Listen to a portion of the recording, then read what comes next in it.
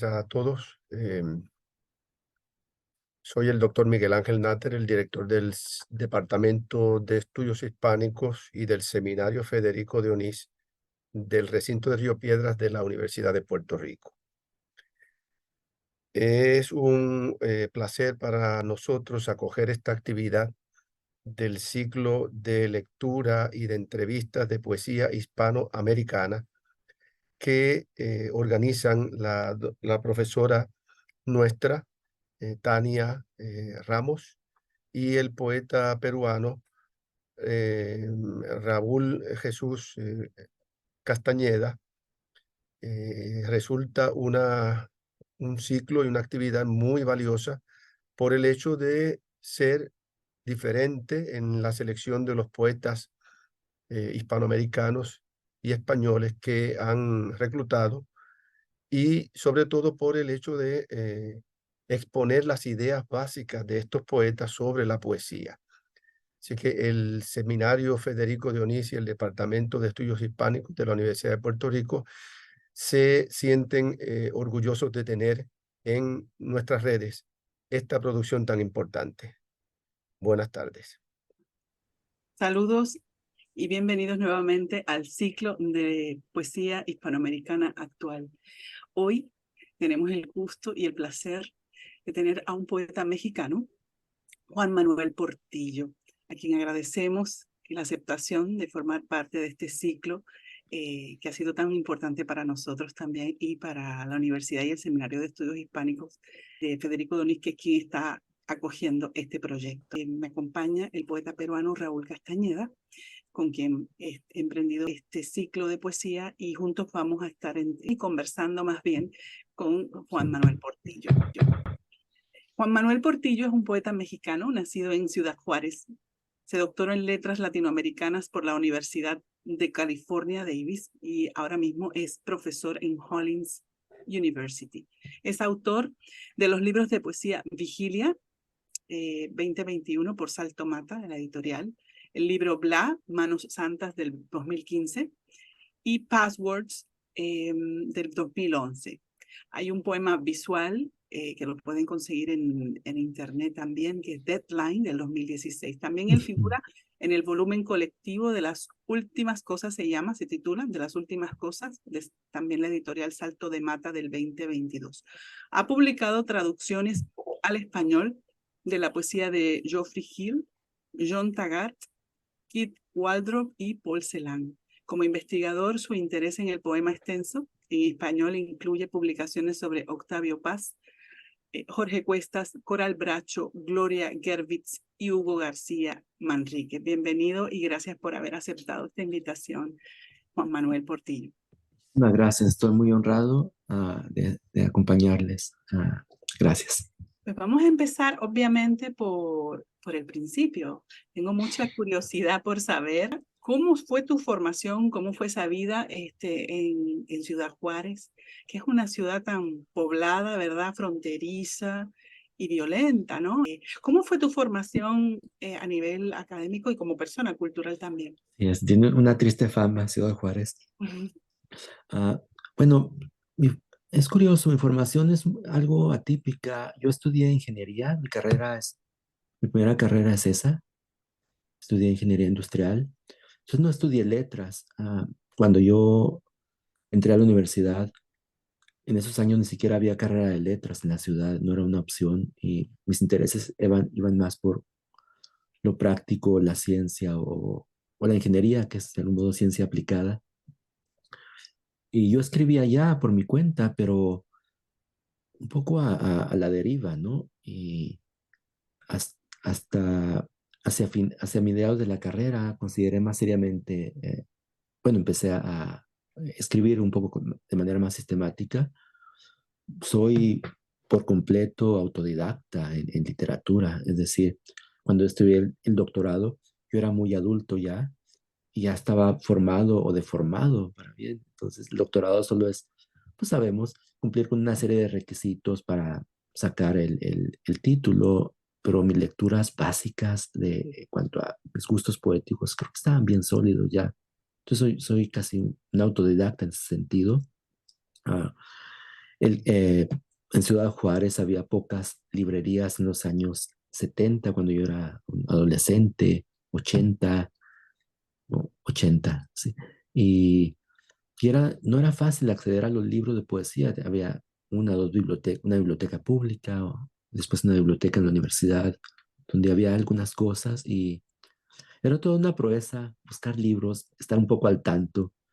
Y en ese sentido, las publicaciones que venían de la Ciudad de México, algunas de ellas como ah, Vuelta o la revista La Casa del Tiempo y algunas otras, Tierra Adentro después, eran las maneras para los que vivíamos en eso que llaman provincia, mantenernos más o menos informados.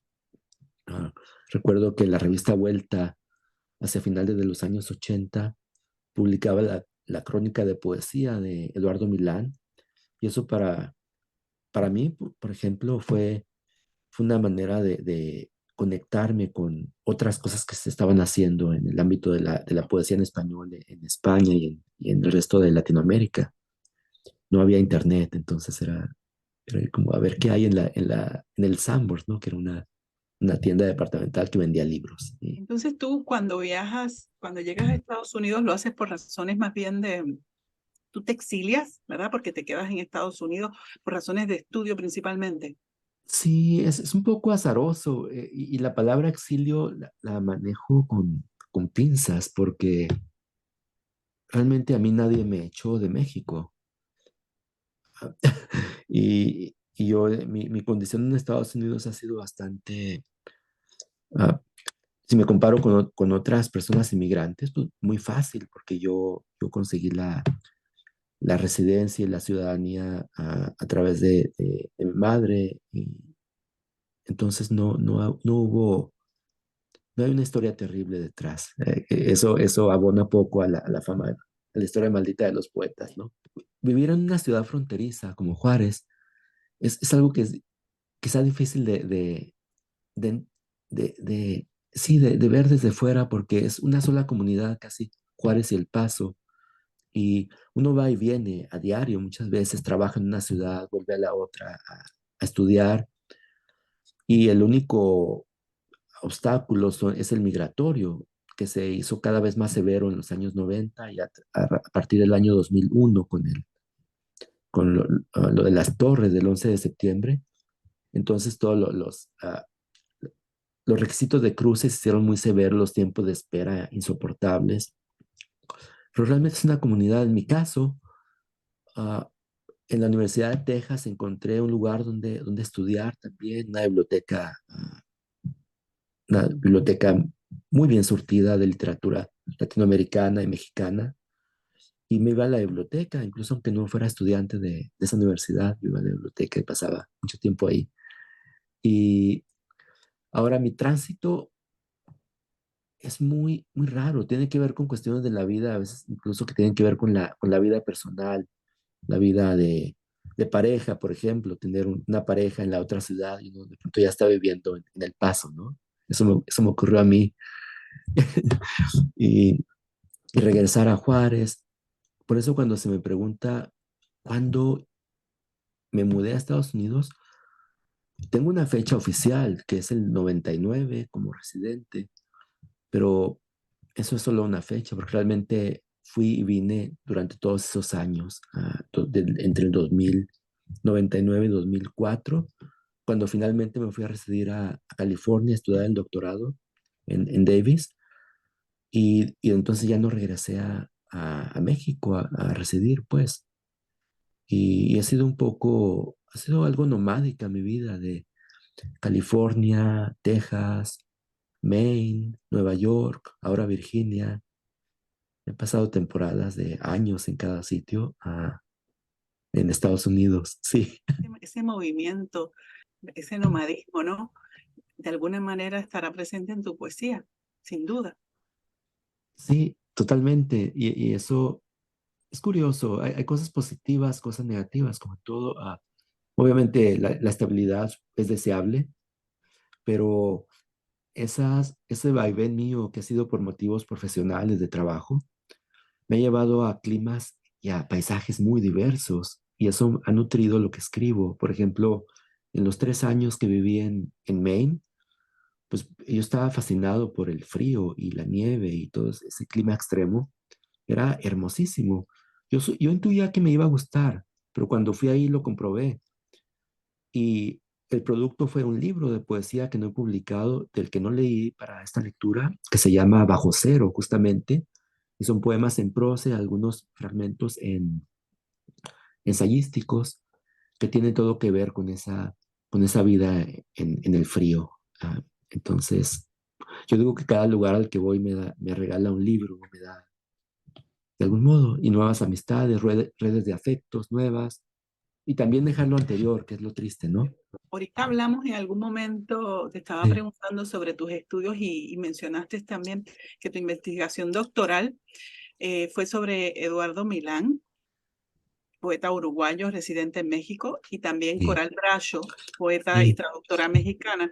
De qué se trató tu investigación y cuáles fueron tus hallazgos? Sí, bueno, tiene un título sumamente pretencioso, algo así como las poéticas negativas en la lírica latinoamericana actual o algo así. Las cosas que uno escribe para titularse.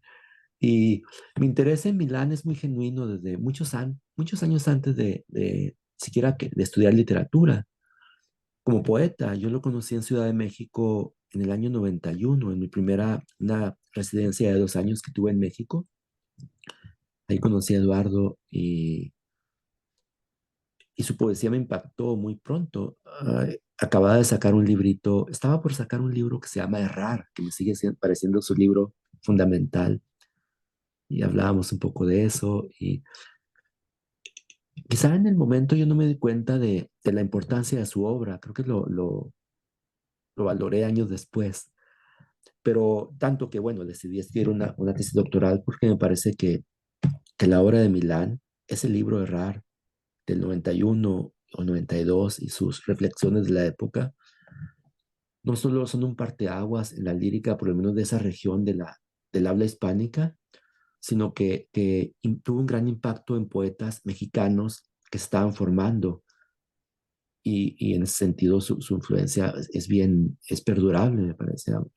Esos 35 o 34 poemas que conforman Errar, cada pieza es como bien dijo Josu Landa en un ensayo, es como una piedra preciosa, ¿no? Cada uno de esos pequeños. Y para mí, yo leí a Milán en esos años con una muy querida amiga, gran poeta mexicana, exiliada, que es Dolores Dorantes, y que ha sido mi interlocutora a través de los años. Y Dolores y yo, recuerdo que nos juntábamos en algunos cafés en Ciudad Juárez a leer a Milán, entre otros poetas, y lo estudiamos de sus poemas mucho. Entonces, ah, sí, ha sido fundamental para mi pensamiento sobre la poesía, para esa postura radical que tiene, que puede acertar o no. Obviamente Milán, una obra tan vasta, tiene momentos brillantes y también quizá momentos como ese de Errar, los libros de los 90, La vida Mantis, Circa, luego un libro que me gusta mucho que es Razón de Amor y Acto de Fe, que me parece que es del año 2001, libros posteriores como Habla, en fin, para mí fue fundamental su reflexión, la manera en que de su pensamiento parecían derivarse poemas, pero también los poemas daban lugar a reflexiones, era como un tejido que iba, eso me parecía muy, muy productivo poéticamente. Hay pasajes de Milán que se encuentra literal en alguno de sus ensayos, en alguno de sus poemas. Hay uno que recuerdo que dice, imposible escribir sobre un cardenal sin mancharse las manos de cardenal. Y ese poema aparece, ese trozo aparece en un poema de la década de los años 90, me parece, y aparece también en uno de los ensayos. Entonces, esa ductilidad entre el ensayo y la poesía y la reflexión me pareció también fascinante en su caso. Coral Bracho me deslumbró de su primer libro, o el primer libro que yo leí, que era Peces de piel fugaz, por esa manera tan filigrana de manejar el lenguaje. Cuando leí yo el primer poema de Coral Bracho que leí, que es aquel famosísimo, de uno de sus primeros libros, desde la exhalación de estos peces de mármol. Dije, yo no había leído nada parecido. Yo no estaba familiarizado con la poesía neobarroca. Quizás si hubiera leído a Lezama antes o algunos otros poetas que van por esa vertiente, no me habría parecido tan singular lo de Coral, aunque es único, pero para mí sí fue un deslumbramiento. Dije, ¿esto qué es? ¿Qué estoy leyendo? No se parece a los poemas que he leído que entonces a mí me gustaban mucho ciertos poetas como Juan Ramón Jiménez o Javier Villaurrutia, en fin. Esto no se parece en nada, o sea, el imaginario que los paisajes estos milimétricos que, que, que despliega Brancho, ¿qué es? ¿Es poesía? Y a veces no entendía y regresaba, pero el encantamiento del ritmo y de la secuencia de sonidos era como irresistible, ¿no? Y eso me llevó también a estudiarla y apreciar mucho toda su trayectoria. Hay libros de ella que me fascinan. El último quizá que me ha deslumbrado es su poema largo que se llama Ese espacio, ese jardín, una especie de poema elegíaco por la muerte de su padre. Es un poema largo, maravilloso, de 9 partes. Ah, tiene mucho trabajo, obviamente, coral. Que ya mismo le abro paso a las preguntas de Raúl, pero Sí, sobre tu poesía. Tú has hablado, yo he estado viendo algunas presentaciones la presentación de tu libro y algunas entrevistas que te han hecho y has hablado de que significa mucho para ti la percepción como fuente, es una fuente primaria en tu escritura. En especial, no sé si en unos libros más que en otros, pero en el libro Bla, ¿es la percepción y el registro de esa percepción fundamental para ti cada vez que trabajas el hecho poético como objeto? sí lo es, Tania, y qué bueno que lo mencionas, porque no sé a partir de qué momento, ni siquiera lo decidí, es algo de esos movimientos en la mente que ocurren con la madurez, supongo, y que solo puedo escribir de lo que estoy percibiendo de primera mano. Y ese libro, Bla, particularmente, voy a contar la anécdota. Yo estaba en un viaje, hice un viaje en carretera, un road trip de varios meses por varios estados de Estados Unidos y algunas amistades fueron muy generosas y me dieron una especie de residencias artísticas no oficiales en sus casas y pasaba periodos ahí. Luego seguía en mi carro y me iba a otro lugar y me desesperaba mucho que iba viendo paisajes fascinantes. Fue mi primer viaje hacia donde vivo ahora, hacia el noreste de Estados Unidos y manejaba solo. Entonces no me podía detener a tomar nota. Yo siempre tengo una libretita donde tomo nota de lo que voy viendo y percibiendo, pero no, iba manejando y solo. Entonces lo que empecé a hacer es en mi teléfono grababa mientras manejaba, empecé a grabar especie de mis impresiones de casi siempre del paisaje, pero también la reflexión sobre el paisaje. Al final del viaje, que duró, insisto, varios meses, tenía todo un archivo con esas pequeñas grabaciones y me di la tarea de transcribirlas. Transcribir todo eso era mucho y después todo fue muy orgánico. Después empecé a organizar eso y de pronto tenía un libro que es Bla, pero el origen, buena parte de esos poemas son transcripciones de grabaciones ligeramente modificadas, pero muchas de ellas tal cual, tal como las decía mientras manejaba. Entonces sí, es un libro que está hecho en la carretera realmente, un libro casi dictado a mi teléfono. Me frustraba mucho que cuando llegaba al lugar ya Ajá. había perdido la frescura en la percepción. Me parece que hay algo hay como una vibración de la percepción que llega directamente al lenguaje y si uno está atento la puede capturar, pero si me espero a llegar al siguiente descanso, a la siguiente estación de gasolina, ya se perdió esa, y no tengo las palabras, entonces ya tengo que grabarlo. Y iba como loco, monologando, ¿no? Y sí, Me hace recordar esto que estás diciendo, sí, y esto es algo que tiene que ver con un filósofo, ¿no? Con un escritor, esto de la potencia de la experiencia directa que señala Jiddu Krishnamurti, el filósofo indio, ¿no? sí. Y que me parece fascinante. Noto en tu poesía desde el primer momento la disciplina del ojo que sabe desmarcarse, proyectarse e inclusive tener visiones o revelaciones. Yo quisiera que haciendo una especie de ejercicio introspectivo puedas contarnos en qué orden utilizas los sentidos al momento de abordar, plantearte un poema. Probablemente el oído es el primero y en segundo término la vista. Creo que soy un poco descuidado del olfato. Tristemente, no es mi sentido más potente el olfato. Creo que hay pocas menciones a lo olfativo en lo que escribo. Ah, y no sabría decir entre la vista y el oído decidirme porque ambos me fascinan, las artes visuales y la música, y, y soy capaz de extasiarme. O sea, hay ciertos paisajes que me dejan en estado realmente de idiota, que no puedo dejar de contemplar, pero también momentos musicales. No sabría, Raúl, poner a uno.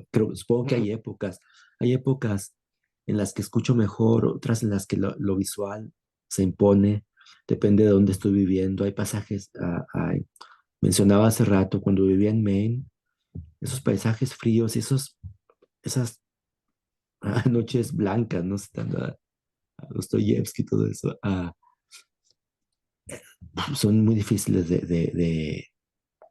son casi silenciosas. Entonces, ciertas noches donde la nieve se vuelve casi azul, es eminentemente visual, pero también en la ciudad hay muchos poemas de algo que leí hoy, que es de vigilia, que está donde el oído sí tiene una importancia, me parece que es mucho más prominente porque ese libro, especialmente Vigilia, lo que me propuse cuando me di cuenta de lo que estaba escribiendo es como que fuera la pura percepción en movimiento y dejar fuera la reflexión, pero es como la vida de la conciencia conforme se despliega ese libro. Y creo que volviendo a tu pregunta, creo que el sonido tiene gran importancia. Yo veo una lectura rítmica, casi de músico. eh, es como si tuvieras tú un metrónomo cuando lees. Hay un metrónomo ahí. Habría que identificar en qué pulso está, pero yo lo siento ahí. Siempre está ahí. Sí, he tratado de desprenderme de eso porque a veces se puede volver algo rígido, pero no puedo. O sea, y hay un instinto también, quizá tiene que ver con la formación, o sea, como todos nosotros, supongo que tú, Tania también, ah, pues nos formamos académica o autodidactamente leyendo a la gran poesía española, ¿no? De Góngora Mm. y de Garcilaso y de Sor Juana, y creo que esa parte también fue una marca decisiva, ese manejo de los ritmos y los movimientos de los acentos en Góngora y después en Darío también. Es algo que me sigue fascinando, la música que se puede hacer con las palabras. Y un poco mi lucha ha sido escapar de eso, porque no en lo que en algunas cosas que no he publicado, que no he leído hoy, yo tiendo a, sí, a repetir ciertos ritmos y a veces necesito conscientemente tratar de alejarme de eso, de sonar como aparecen los endecasílabos, aparecen los heptasílabos. Entonces digo, no, quiero escaparme de eso, ¿no? Sí, como un ejercicio deliberado de tratar de alejarme de esos metros y de esos ritmos tan consagrados en nuestra lengua, pues. Quisiera también que me hables, y eso es una pregunta que se me ocurrió al Sí. escuchar, ver algún video tuyo en YouTube, sobre ese libro sin terminar, ese proyecto que empiezas en el año 2009 y que has Ay, sostenido por años, que ha resistido mudanzas, residencias, que es estudios, ¿no? Dios, de acuerdo. Eso es muy extraño porque hace rato le respondí a una de las preguntas de Tania. Casi todos mis trabajos tienen como un sitio, una energía del sitio muy específico. Estudios no, es mi única poética portátil. Es un proyecto que me he podido llevar de un clima cálido, frío, ventoso, montañoso, porque son poemas que parten de una primera modelación artística y es deliberado. Esos poemas, estudios, mi modelo era, siempre pensaba, ¿por qué los músicos, por qué Chopin puede escribir un libro de estudios? ¿O por qué los pintores, los artistas visuales pueden hacer estudios sobre tal tema? Entonces, cuando empecé a escribir estudios, era, ¿por qué no hacer estudios poéticos? Estoy como ejercitándome sobre tal cual tema. Ya había estudios de muchos tipos, cromáticos, de sonido, de movimiento, y algunos inspirados en obras de arte, otros sin obras de arte, yo le llamo como realidades preformadas. Ahí no hay, y, y son obras pequeñas en general y que se cierran, se cierran. ¿Y por qué no lo he publicado? Porque no lo he podido cerrar, porque sí, otros libros sé cuándo terminan. Quizá me pasa como guardando las proporciones, como bajo arroz, tendría que decir estudios uno, estudios 2, estudios 3, no preocuparme por darle una contexto, simplemente marcarlo, datarlo cronológicamente y ya. ah, Porque y hacer un corte, porque no he encontrado el poema que cierre ese libro, porque soy un obsesivo de que el libro tiene que tener como una forma y no he podido dársela. No, eso que acabas de decir, la Sí, obsesión, me ha hecho sí. recordar algo que en uno de los tantos documentales hechos a Paco de Lucía, el hijo le hace un documental y inclusive Paco muere antes de terminar el documental. Y, y le pregunta el hijo a Paco, ¿cómo sabes cuando un álbum está listo? Y él dice, no, yo nunca sé cuando un álbum está listo. Era un nivel de perfeccionismo y de obsesión la de Sí, Paco. Yo siento que hay algo de obsesión en ti pero porque es una obsesión buena, porque sí, te posibilita lograr, ¿no? Estos poemas, este tipo de poemas.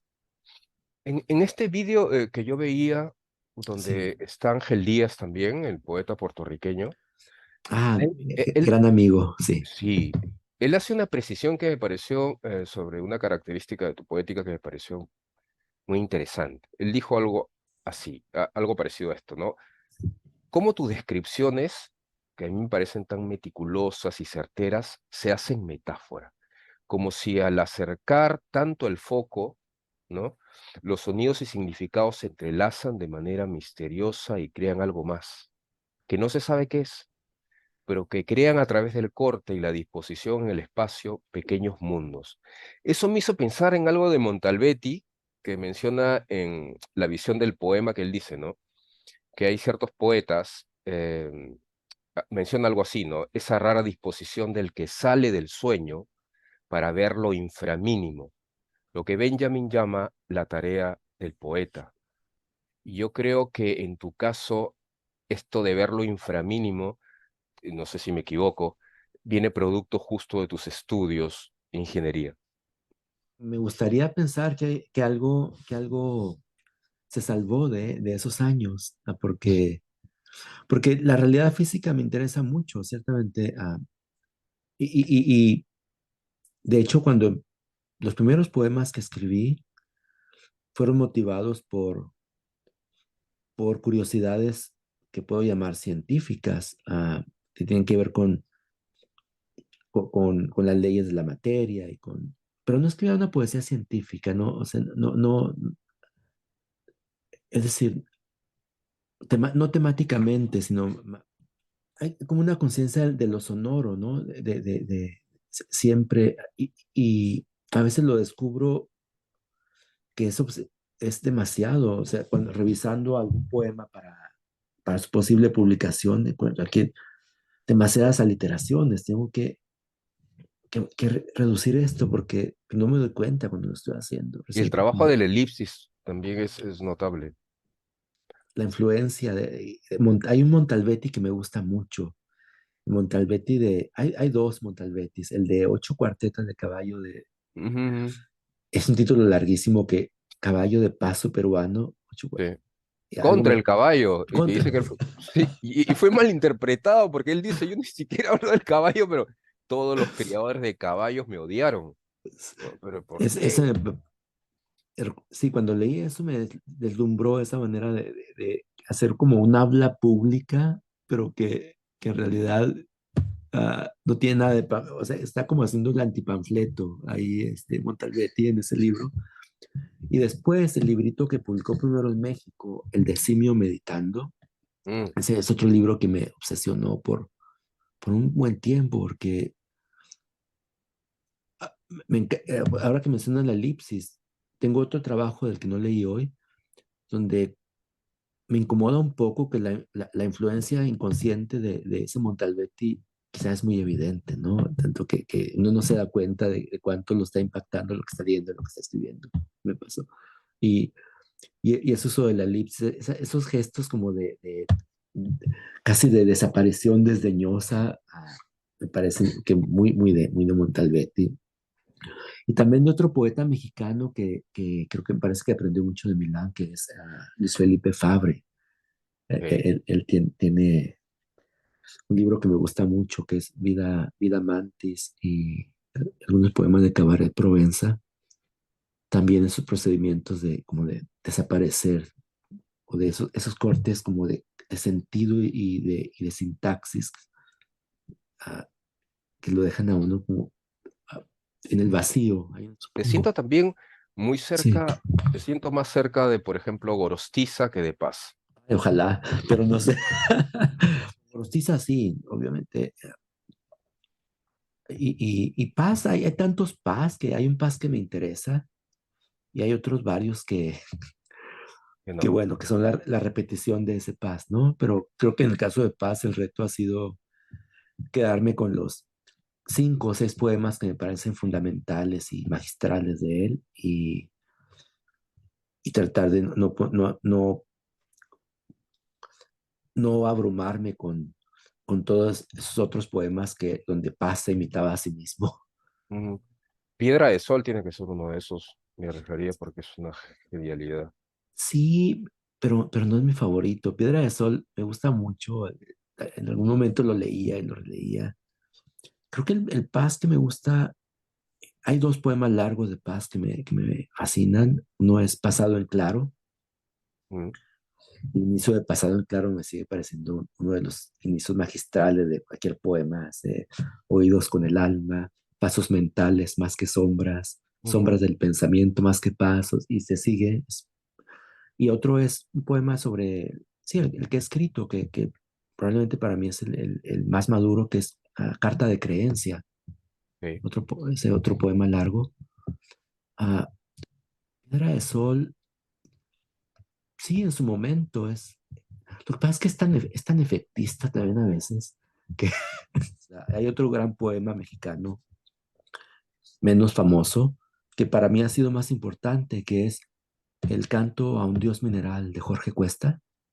Ok, ok. Ese poema me obsesionó por décadas, yo podría decir, y me sigue pareciendo un poema fundamental. O sea, creo que pocos autores a nivel latinoamericano han tenido como esa conciencia material de la realidad y del lenguaje como Cuesta en El canto de un mineral. El problema es que es su único poema y además murió y lo dejó inédito y un poco inconcluso, pero me parece una obra magistral y la inteligencia, yo le llamo el, el poema ontológico, ¿no? El monolito lírico de los contemporáneos, ese poema. Supongo que si no conectas con Huertas, con Gerardo Denis tampoco, de primera. No, no, y aciertas. A Denis lo he leído con atención, como uno debe hacer, y hay poemas que sí me gustan, pero supongo que es tan rico el panorama que uno no puede conectar con todo. O sea, Sí, sí. y a veces o sea, hay cosas que uno dice en público, es que como, no, pues yo reconozco, yo sé que Denis para una generación joven es muy importante, pero a mí no, a veces sus poemas me parecen, y lo voy a decir en público, como casi acertijos, o sea, cuando cuando él mismo explica algunos de sus poemas, revela las fuentes que hay detrás de tal o cual imagen. Y luego, ¿qué? ¿Qué más hay? A mí no me, Denise no me, no me, nunca me ha dicho nada, la verdad. Ujú, Y hay tiempos también. Yo recuerdo que, o sea, hay poetas que uno en su primera juventud le parecen grandiosos y al paso de 2 décadas ya, bueno, y uno valora a otros. Tal vez me llegue el tiempo de Denise, no sé. Retomar algunas cosas y llevarlas a otro Sí, lugar también. sí, En tu libro Vigilia, tú traes a dos escritores importantes. Por un lado está Sor Juana Inés de la Cruz, que utilizas un epígrafe de ella, bueno, un fragmento de su poema, primero sí, sueño. sí, Entonces lo comento porque cuando uno, y a Teodoro Adorno, ¿verdad? Que también, sí, eh, cuando uno trae a un escritor, ¿verdad? Un poeta o a un filósofo, en el caso de Teodoro también, de Adorno, uno no tan solo los menciona, ¿verdad? Uno trae la época, uno trae su ideología, su pensamiento. De alguna manera está todo allí concentrado. Entonces, pues sí me interesa mucho saber qué resonancias hay en ti de Sor Juana, ¿verdad? Y cuánto de la filosofía, porque es que veo también a veces en tu poesía algo de sentencia en algunas cosas.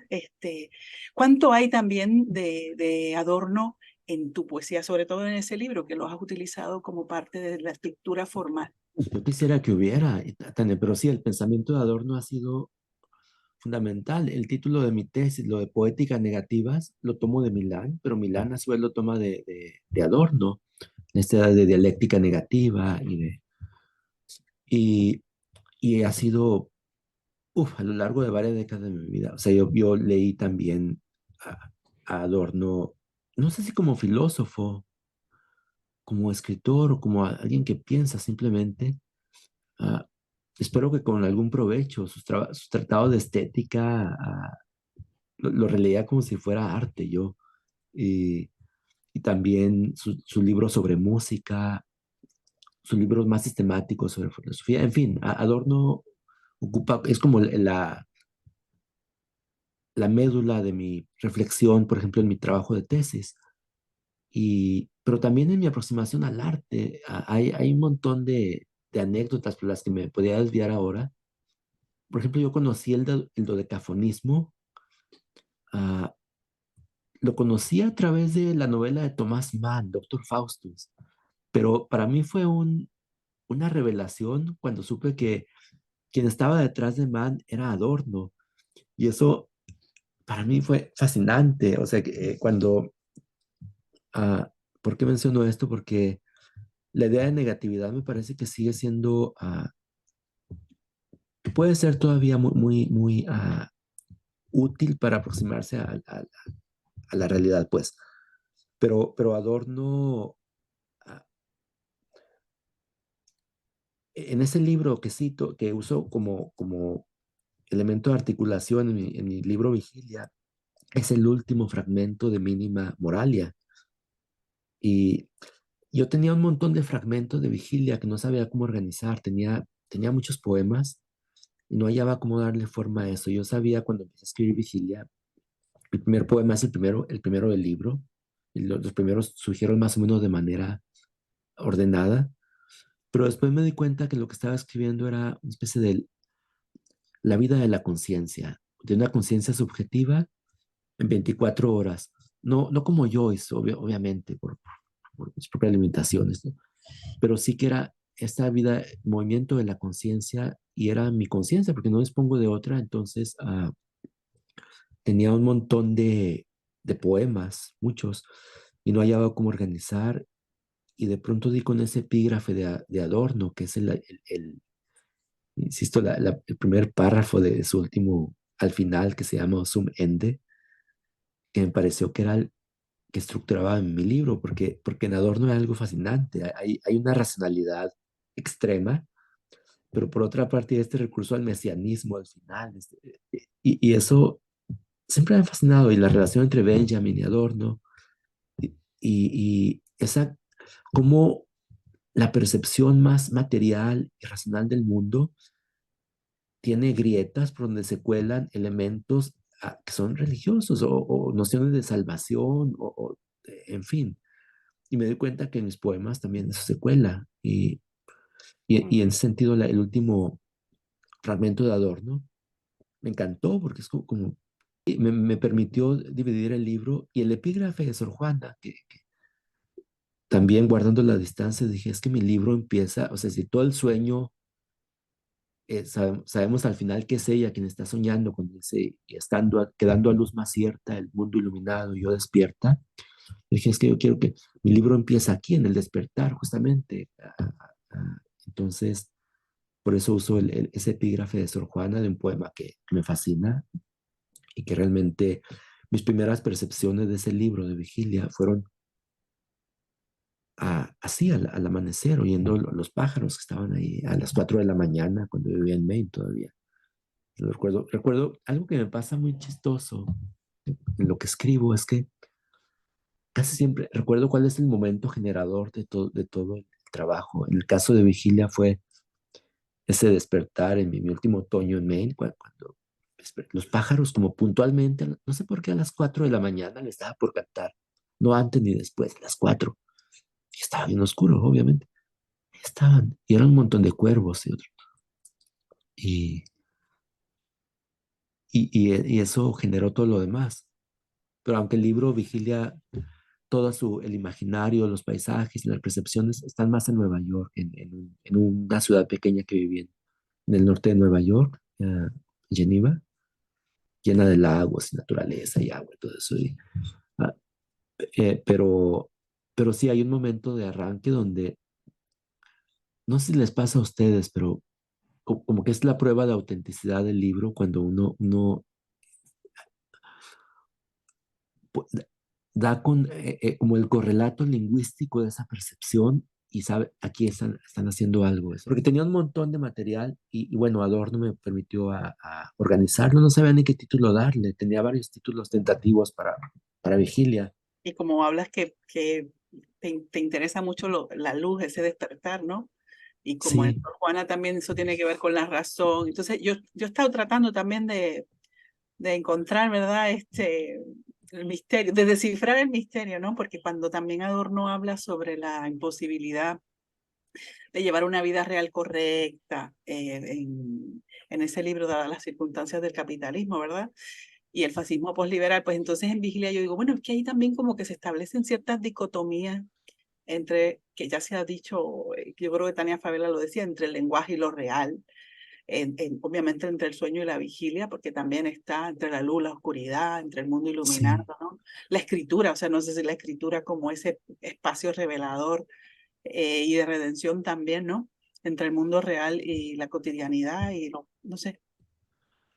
Era muy, y creo que lo dije alguna vez ya, era muy, por otra parte, cuando estaba escribiendo Vigilia, que fue un periodo como de 3 años, 4, no sé, ah, no podía escaparme y llegó a ser, ¿no?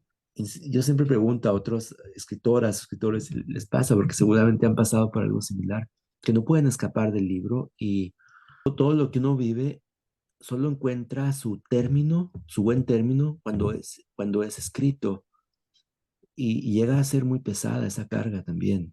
Vaya, cargas más pesadas, ¿no? Es bastante burgués esto que estoy diciendo. Hay cargas pesadas, pero en la escritura, el saber que como no hay filtros temáticos en el libro, entonces todo puede entrar, lo más nimio y lo más sublime y lo más...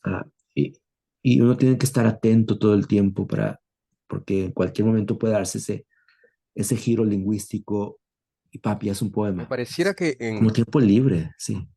que lo temático en tu poesía se da de manera muy libre, que tú no te planteas cuando escribes algo como un parámetro, ¿no? Sí. Lo temático.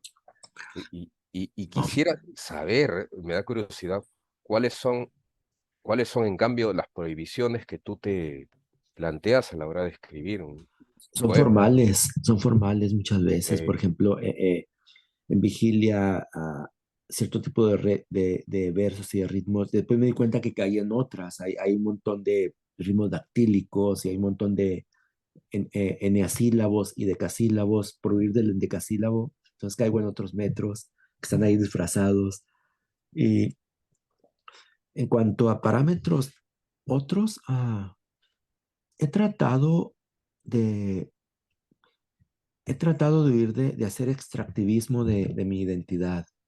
Eso es algo que también tengo consciente de no hacer una, por ejemplo, no creo que en todo lo que escribo aparece el nombre de Juárez, por ejemplo, y porque creo que soy consciente de cómo se ha lucrado con eso y una especie de turismo académico, cuando las muertes de Juárez, luego cuando la violencia durante los años de Felipe Calderón, posteriores, me parecía muy oportunista, muy arribista muchas veces declararme el poeta de Juárez o hacer, hay un montón de casos, ¿no? Entonces dije, yo no quiero, obviamente, yo nací ahí y estoy de por vida asociado y mis percepciones tempranas se formaron ahí. Ah, y me duele a veces la ciudad, pero hasta ahora no he encontrado una manera legítima de nombrarla que no sea haciendo yo una especie de extractivismo para lucrar con ello, ¿no? Entonces no lo he hecho. Sí, Me parece, y esto lo menciona justo en ese video, citándolo otra vez donde están ustedes tres, sí. eh, a mí me surgió la pregunta, esto de que si el poeta para ti es el que revela las manifestaciones del mundo, que son invisibles, pero por su continua visibilidad. Sí, sí, o sea, tanto que nos volvemos totalmente insensibles a ellas, ¿no? De algo que está todo el tiempo, lo dejamos de ver. Sí, lo Te entiendo. pregunto, como tú trabajas tanto también el espacio, el paisaje, aunque Sí, también hay una observación de los objetos minuciosos, como decía, comentaba ahorita Raúl, ese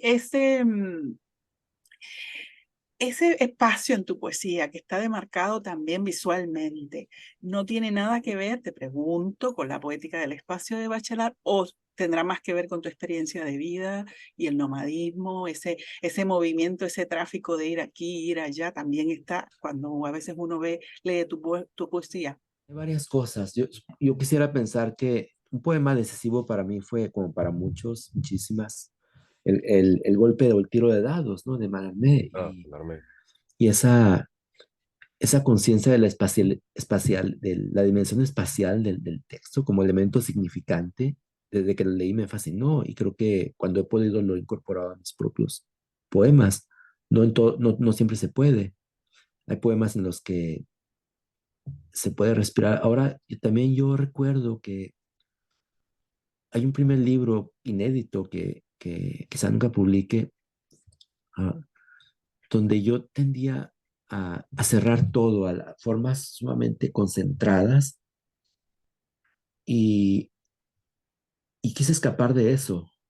Mi modelo, cuando empecé a escribir, mi modelo era Bach y así con todo lo pretencioso que suena, pero yo estaba fascinado y sigo hasta ahora con las fugas de Bach y esta idea de cómo una célula puede generar todo un organismo, cómo a partir de un primer motivo, de un tema, se puede generar todo, pero, pero todo está contenido en el primer tema, todo lo demás, variaciones, motivos, modulaciones. Y cuando empezaba a escribir eso, esa idea me movía mucho, como hacer un poema donde todos los elementos del poema están planteados desde el principio y después de eso está prohibido incorporar nuevos elementos. ¿No? Entonces esa fue como una ah, restricción que me puse muy severa y de algún modo lo que hice después fue tratar de escapar. Después hay un poeta mexicano que me gusta mucho y que siempre me sorprende, que es Hugo García Manríquez, Hay un libro de él que es No Oscuro Todavía. Y ese libro me impresionaba la amplitud de la respiración. Después lo vi en otros poetas, pero para mí fue García Manríquez quien me dio esa amplitud. Entonces dije, yo quiero que mis poemas que tienden a cerrarse sobre sí mismos, siempre con este final rotundo, tan barroco, quiero ir de eso, quiero abrirlos, que no se cierren. Y creo que mi primera tentativa más o menos exitosa fue Bla, donde conseguí que en lugar que cada texto se cerrara, abrirlo a otra cosa más. Eso sí fue un esfuerzo consciente, que el poema se abriera. Sobre todo, tú hablas de Bach de las fugas, y en las fugas hay Sí, muchas voces, a veces pueden haber, sí, pero estas voces no se estorban, estas voces se complementan, a sí, veces uno se silencia y la otra expresa lo que tiene que expresar, y es muy interesante lo que dices, ¿no? Los temas son presentados al principio, eh, y después ya no, es como una especie de prohibición o es una regla que tú te impones, ya no sí. pueden entrar otros, ¿no? No, es bastante castrante, es como, pero son métodos de trabajo que uno se impone, y a veces no hay una explicación, simplemente yo estaba fascinado por la obra, como lo estoy ya, pero eso es imposible fuera de la música, o sea, creo que alguna poesía concreta lo ha hecho, por eso los poemas de Milán antes de Errar también me fascinaban, porque generaba los de estación, estaciones, esos poemas a partir de una palabra como célula, ¿no? Y que- sí, Ahora, y sí, recuerdo una conversación que tuvimos, sí, y no sé de qué poeta peruano, y yo te pregunté sobre Eyelson, sí, y ahora entiendo por qué a veces no sintonizas con Eyelson. ¿Te parece? Yo creo que por momentos puede parecerte efectista a veces también, como Paz algunas veces. sí. En cambio, Deutza, ¿no? Que yo decía que veo una concentración energética donde no hay desperdicio. Y, por ejemplo, yo cuando leí con mucha emoción, y esto, tengo amistades que adoran a Eyelson, que han escrito, bueno, pero cuando leí Noche Oscura del Cuerpo, por ejemplo, dije, pues qué interesante, buen título, pero luego, no, me deja insatisfecho, o sea, y no, se me escapa, o sea, la pérdida es mía, no de él, él no me necesita, la pérdida es mía, bien, la asumo. Y bueno, y quizá yo siempre pienso en el Eyelson adolescente de Reinos, ¿no? Y olvido que después él saca otros libros. Y yo creo que tiene también que ver con el que él se adhiere al budismo zen y todo esto. Y, y sus poemas después ya como que toda esa luminosidad o no sé, eh, no intenta hacer más, no lo sé. ¿Cuál entiendes que ha sido el camino, o es, ¿verdad? Está siendo el camino de la poesía mexicana a partir de las vanguardias ¿verdad? Y también la aportación, porque en México se produce también mucho, ¿no?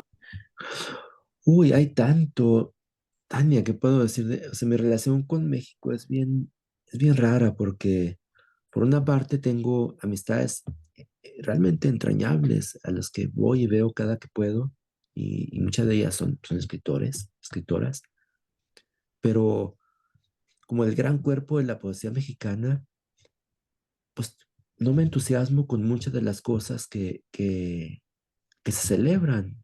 Y yo siempre digo, es mi pérdida, no la de ellos. Seguramente tengo una miopía y ya. Pero en cuanto al rumbo, no sé cuál es el rumbo ahora. Yo sé que se solía decirse allá a principios de los años 2000 que a la poesía mexicana le faltaba calle. Y eso aludía a toda esta escritura tan atildada y tan formalmente correcta Mm, y que cuando empezó a verse un intercambio mucho más constante entre poetas sudamericanos y mexicanos, Esa era como una crítica y creo que sí, que vino una reacción en la poesía mexicana donde se dio da un coloquialismo que no es que no existiera, existía en la poesía desde Efraín Huerta, pero se convierte como en la manera de hacer poesía y hay poetas que se acomodaron muy bien. Yo no detecto una dirección, por ejemplo, ahora puedo ver que hay, por ejemplo, el monólogo dramático tiene cierta, o sea, cierta tensión y cierta consideración también. Puedo decirte qué poetas me interesan, qué poetas me parece que toman un riesgo con fortuna. Hay un poeta, por ejemplo, que es Luis Eduardo García, que es unos poemas con mucho humor y con mucha inteligencia y que dejan unas zonas unas fracturas que no alcanzo a descifrar y eso me gusta mucho. Son poemas muy inteligentes, pero no solo inteligentes, no. ah, Tienen una gran conciencia artística, pero también un sentido de casualidad que me encanta lo que hace. O hay otros poetas que me fascinan, como Dolores Dorantes, que es además mi gran amiga, que escribe también una poesía como al margen de las modas y ella tiene sus propias intereses que van mudando y produce libros bien potentes y definitivos de cuando en cuando, ah, como estilo, como copia, como su primer libro que me maravilla, que es Poemas para Niños. Y poetas que también son mis amistades, como lo de Tania. A mí Tania, de su primer libro, que es Materia de Camino, me encantó. Yo busqué conocer a Tania. Le pregunté a un amigo común por ella. Y, y después, cuando leí La Marcha hacia ninguna parte, me encantó porque también vi algo muy nuevo. Me encanta su atención al sonido y a la percepción también y cómo incorpora sus lecturas de una manera tan orgánica lo que está haciendo para Tania, y lo hemos hablado, bueno, ya lo he dicho, la lectura es otro elemento de estímulo de su escritura, pero lo hace de una manera que está totalmente asimilado. Entonces Tania me gusta mucho. Hay poetas, como ya mencioné, Hugo García, otros más mayores como Milán. Hay una poeta que me gusta mucho, no tiene mucha producción, por lo menos conocida, pero tiene un libro reciente que me gusta, que me encanta, que es A pesar de todo, de Tatiana Lipkes. Ese libro me gusta. Ah, pero no puedo hablar de una gran dirección, o quizá mi gran dirección no se ajusta a la gran dirección de lo que se premia y se reconoce en las instituciones, ¿no? Ahora. Una de las conversaciones, pues, hemos conversado con Milán, hemos conversado con Reinaldo Jiménez, son Sí, varios los poetas interesantísimos que inclusive hablan de la hiperproducción de la poesía, ¿verdad? Y de la banalización de la poesía. sí. ¿Qué, qué te, qué te parece a ti, verdad? Sobre todo la hiperproducción, ¿no? En un país también, bueno, en general, porque yo creo, una de las constantes era que la poesía actual, ¿verdad? Porque de esto se trata el ciclo, la poesía hispanoamericana actual, está dispersa, cada cual va por su lado haciendo su trabajo, ¿no? Pero está muy dispersa, ¿no? Y eso me parece bien, que esté dispersa, que haya tantas voces.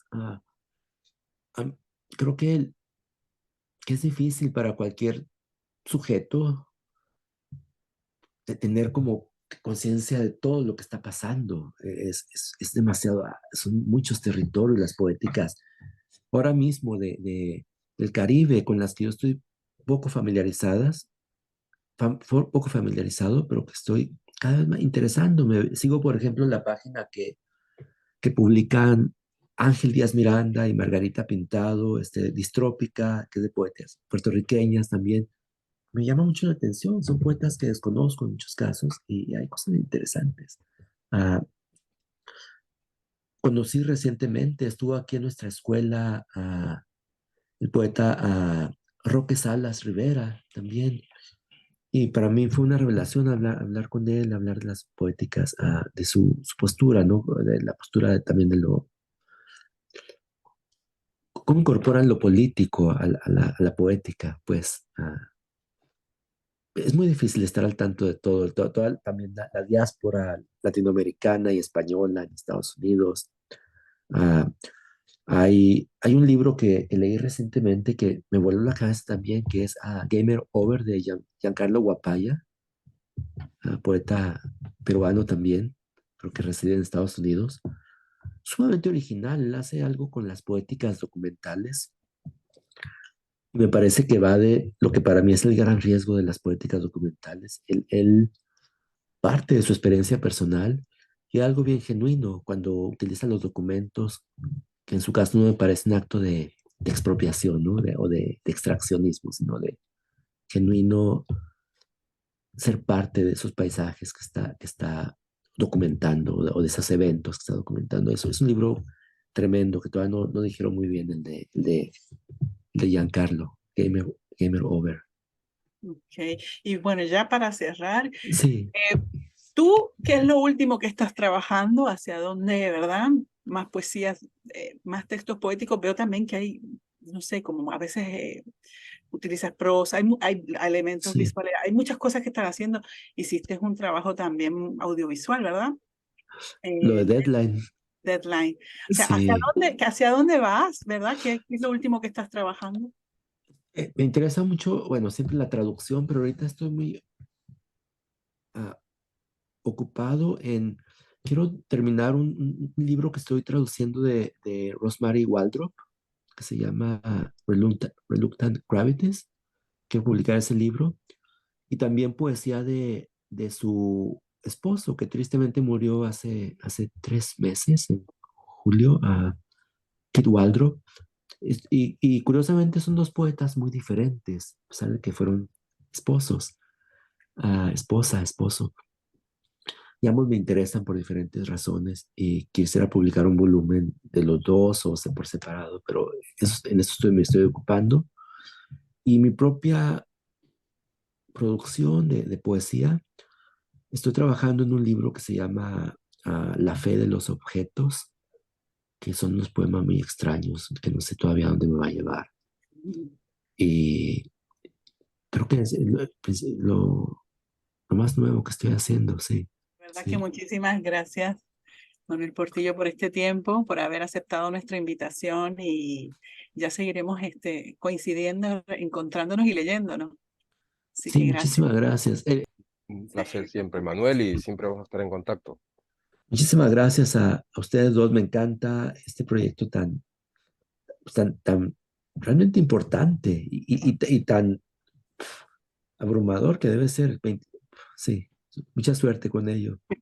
Yo lo voy a gozar, voy a gozar cada semana lo que Un publiquen. abrazo, Manuel, desde Perú. Conocerte, Muchas gracias. Un, gusto un abrazo conocerte. un placer. Yo espero conocer Perú y Puerto Rico pronto. Están en mis planes firmes por lo menos para el próximo verano. Y espero conocerles en persona a ustedes también. Ah, qué bien. Será un placer conocerte y enseñarte mi país también. Así que, Hasta luego. Tara, bueno, un muchas abrazo. gracias. Hasta la Un, próxima. ah, un abrazo. Chao. Gracias.